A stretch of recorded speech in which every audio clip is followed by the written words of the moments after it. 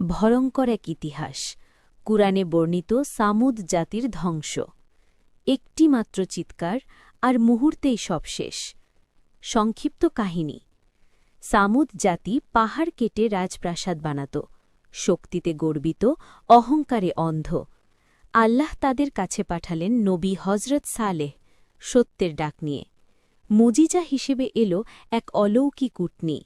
বলা হল, উটনির ক্ষতি করো না, কিন্তু তারা শোনেনি। উল্টো চক্রান্ত করে উটনীটিকে হত্যা করল। তখন সতর্কবার্তা এলো, ৩ দিন সময়, তারপর শাস্তি। তৃতীয় দিনের ভোরে আকাশ কেঁপে উঠল, এক ভয়াল চিৎকার নেমে এলো। মাটি থরথর করে কাঁপল।